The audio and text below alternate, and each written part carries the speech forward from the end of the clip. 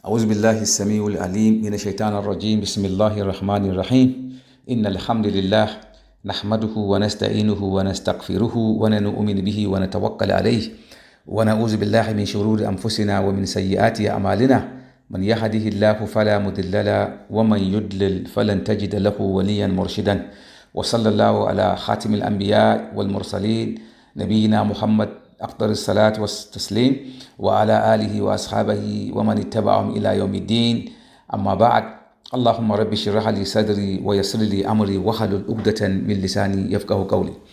Assalamu alaikum wa rahmatullahi ta'ala wa barakatuh for my viewers. I greet you again with the salutation of Islam, that is peace and blessing of Allah be upon you. My name is Sheikh Mohammed Awal, founder and director of Zaitun Dawa Institute based in Seattle, Washington, United States of America.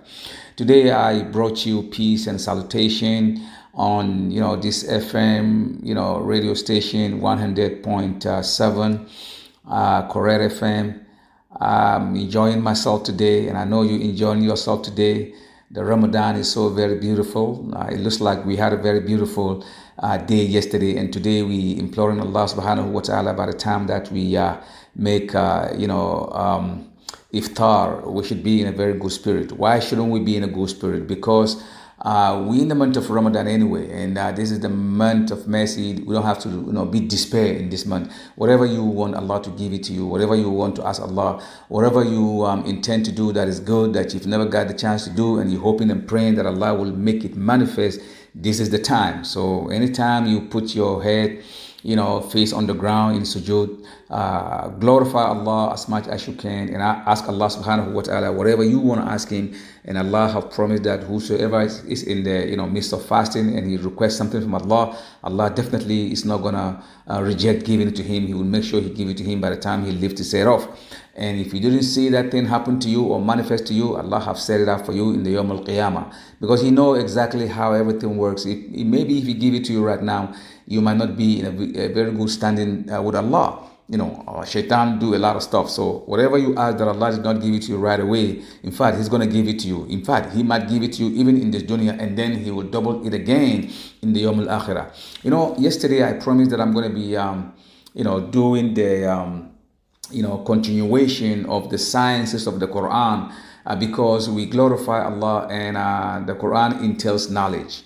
And that is why I decided to opt for, proving that the Quran is from Allah subhanahu wa ta'ala, using scientific mechanism, and to solidify my, claim with the contemporary science and what, modern science have clarified, and what Quran have said over 1,400 years ago, and to see where, possible, how could that be that Muhammad could have known this information. But yesterday I had I had a talk with one of my brother in the United States of America, and he's into science also. So when he heard the program that I did, he decided to equip me with more information that he thinks is very vital for me to speak upon. Because according to him, he said there's a lot of people today, in the world, more especially in the in the Islamic community, that are prone to cancer, and cancer is a very cankerous disease that has mired most of our community, and most of the people don't even know that they have cancer until it's too late. Once they go to the doctor and the diagnosis prove that this is something that is very difficult for them. So he think I should be saying something on cancer before I forget. And so what I was going to be saying today, I decided not to say today, leave it for tomorrow, but speak about the cancer, as he gave me a very beautiful information that otherwise it will take me time to do that research. He gave it to me, and today I'm going to put it across to you.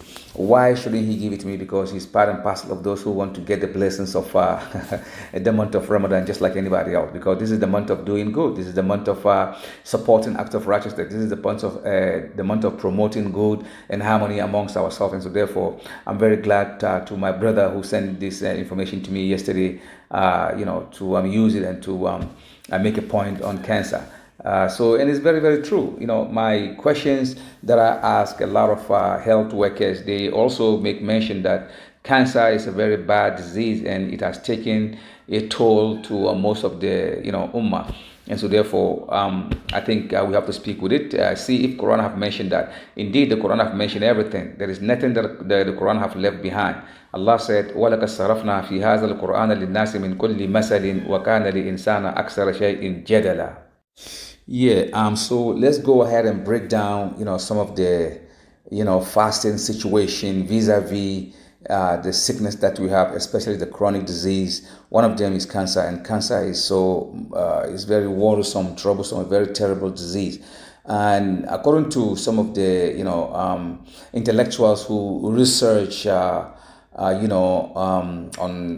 sicknesses such as cancer, they've given us to understand that it is very, very important for anyone that have the sickness of cancer should indulge in doing fasting, because research fellows from leading, research institutions in the United States and all over the world have clearly established, with empirical evidence and growing body of facts supporting the role of fasting in both cancer treatment and prevention. So cancer definitely, can be treated to some extent if a person fasted, and more especially the intermittent fasting, which is 30 days fasting that we do. It is so very important. Not just any kind of fasting, but the intermittent fasting, and that has been proven by modern scientists that when you fast, it gives you a very good clearance. And so therefore, I'm imploring each and every one of us that have cancer to indulge in fasting,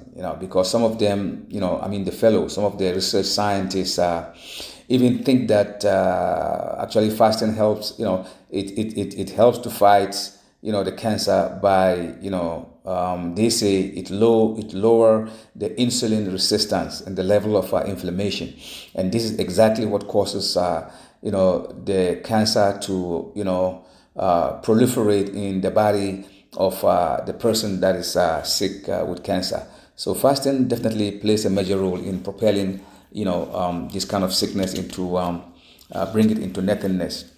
Okay, fasting, according to what we understand also, the intermittently fasting for 30 days, is a self-induced surgery without visiting the doctor.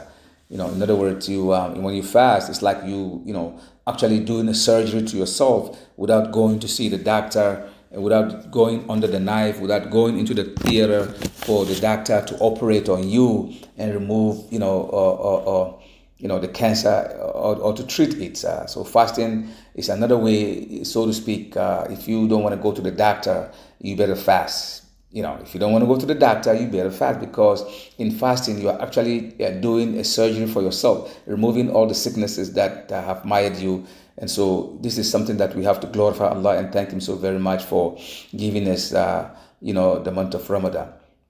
As a result, many researchers also believe that fasting, it may make cancer cells more, responsive to chemotherapy, whilst protecting, the other cells that are prone to cause sicknesses or to enlarging or to, open up more, part of the body to be susceptible into receiving cancer. So when you fast, it's very, very important that the chemotherapy might even, lessen, and it has been shown by these scientists. Glory be to Allah subhanahu wa ta'ala. They also say that, according to what I understand, that it also boosts, the immune system to help fight cancer that is already present in the body. So if you have the cancer already and it has reached certain limitation, you could fast. Once you fast, in fact, it slows the rate at which, it take over, the body. So we know today, alhamdulillah, fasting is very good. And we know also that insulin is a hormone. According to what the scientists are saying, that insulin is a hormone that allows cells to extract glucose from the blood to use, as energy. And that is very, very true for those especially those who have chronic disease like diabetes and stuff like that.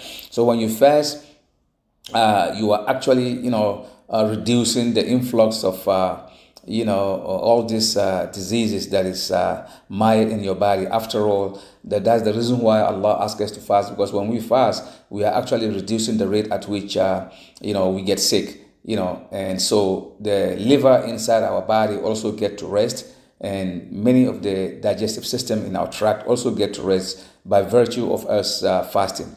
So, Alhamdulillah Rabbil Alameen, Allah in His mercy have given us fasting. I think we should take it and make use of it, especially in the month of Ramadan. Do as much as you can. Do not let this month go away without you getting any benefit out of it, because this month is just meant for by Allah subhanahu wa ta'ala to us human being to benefit and do or things that are right. So when we fast, we are actually engaging into an act of ibadah. At the same time, we are engaging in act of clarifying the sickness in our body. At the same time, we are reducing the body tension that have taken over our body.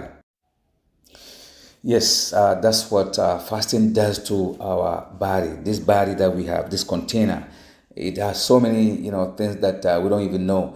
Scientists who specialize on the human physiology, they can tell you exactly what is going on in our body, and all the time they've been talking about fasting. Like I said all the time in my speeches, when you go to the doctor, he asks you to come back tomorrow, and he told you don't eat, don't drink, don't ingest anything, because they call it fast. The fasting period is when the doctor see everything in your system. He can give you a clear perspective, diagnosis, and so therefore we know clearly from intellectuals that fasting is good for our body.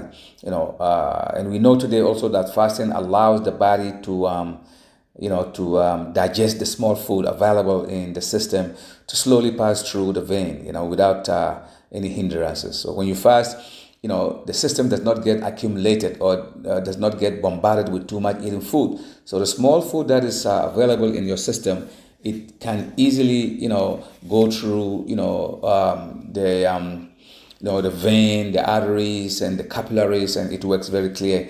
And so therefore fasting is so very, very important in our life. And so we have to do fasting as much as we can. Allah subhanahu wa ta'ala in His wisdom, He said, "Wa antasumu khayrun lakum in kuntum ta'lamun."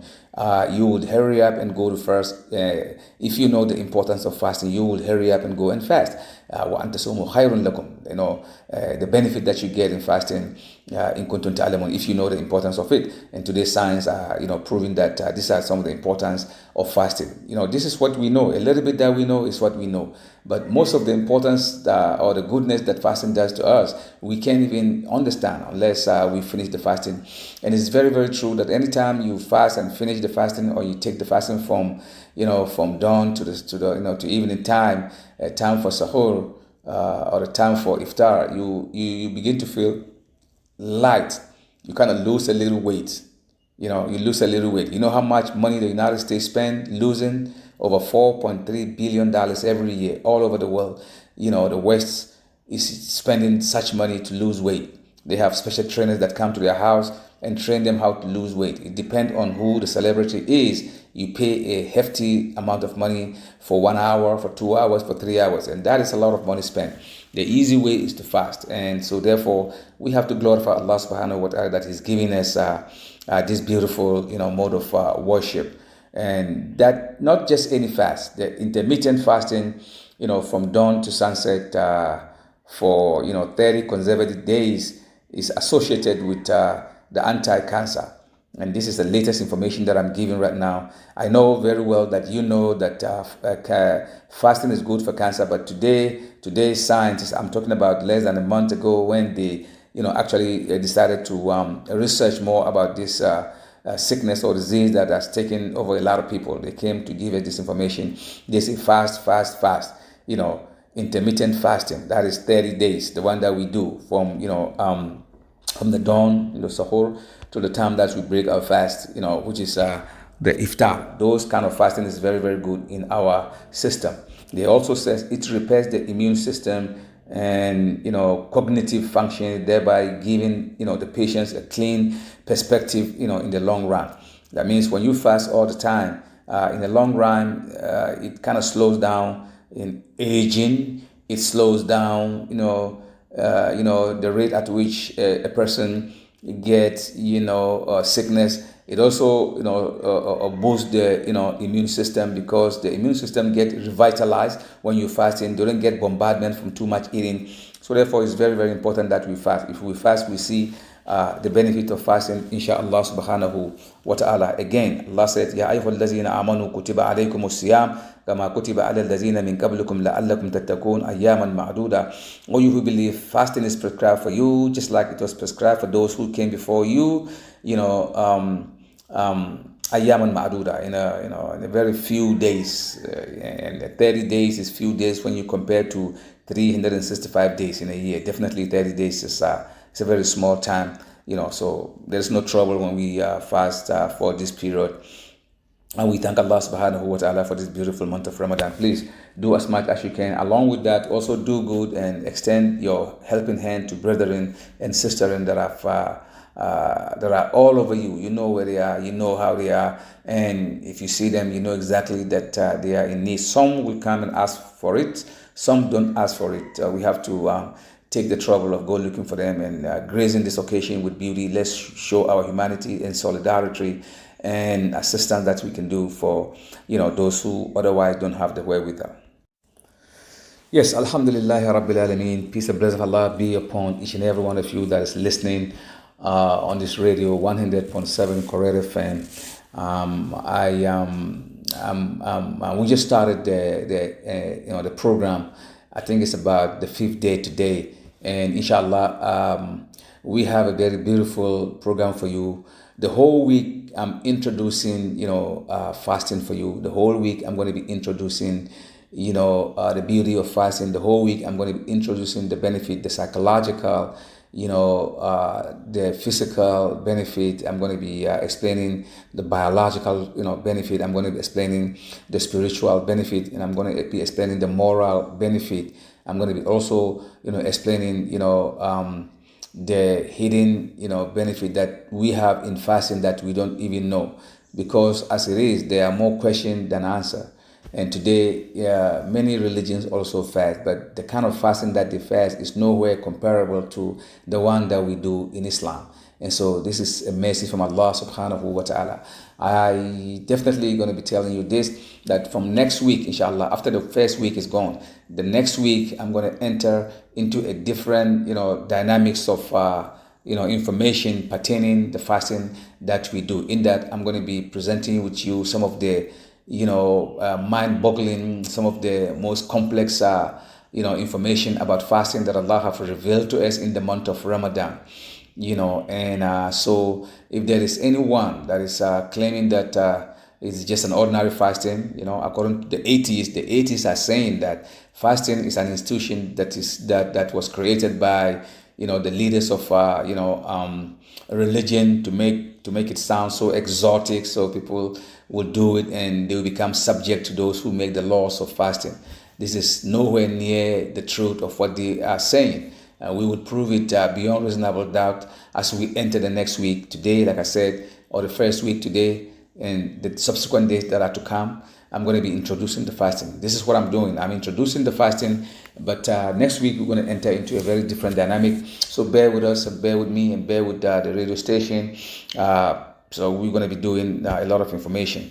In fasting, you are saying that you have agreed to the platform laid by Allah for you to traverse upon. In fasting, you are agreeing with the ibadah that Allah have asked you to do. In fasting, you are agreeing with natural, nature around you. In fasting, you are agreeing with the benefit that Allah have said in the Quran that you will benefit once you fast. Some of the benefit we can see, some of them we see, some of them we understand, some of them we don't understand. Because when it comes to the law that Allah have given mankind, sometimes we don't understand, the beauty of that law. It is reserved to Allah subhanahu wa ta'ala alone, because not everything is explained in terms of our understanding. Some will understand some of the Quranic verses dealing with the miracle of fasting and the miracle of the Quran itself and the beauty of the Quran itself. Most don't understand. That is why it's very good to educate ourselves in terms of Islam. That is why it's good for us to ask questions in terms of Islam. That is why it's very good to forge friendliness with those who, have knowledge about Islam. So the Messenger of Allah said, you should be three, one of the three, things that he just mentioned. Either you give the nasiha, or you give information about Islam, or either you listen to what is being said about the benefit of Islam and Ramadan, or you be the one that once you take what you've heard about Islam and the benefit of it, you inculcate it in yourself and you try to live it. That is exactly what Islam entails. Whatever you learn in Islam, you live it, not just listening and enjoying the lecture by the lecturer. No, you take the information and you live it. In other words, you live with that example. You remember a man came to Aisha radiallahu anha and he asked her, "Oh Aisha, how is the Messenger Muhammad sallallahu alaihi wasallam? I did not get the chance to see him." So she said to him, "Do you know the Quran?" He said, "Of course, I know the Quran. I read it. I understand." It's okay. Muhammad is the walking Quran. He is the Quranic embodiment in person. Whatever is given in the Quran, a legislation, the laws and ordinances, he lived that law and he acted upon that law. So that's why Allah said, لَقَدْ كَانَ لَكُمْ فِي رَسُولِ اللَّهِ أُسْوَةٌ حَسَنَةٌ لِمَنْ كَانَ يَرْجُو اللَّهَ وَالْيَوْمَ الْآخِرِ. In the person of Muhammad sallallahu alaihi wasallam is a beautiful pattern of conduct that when we learn and put in our life, we will be walking on earth like angels, because the law that Allah have given him. That is why Allah make him such.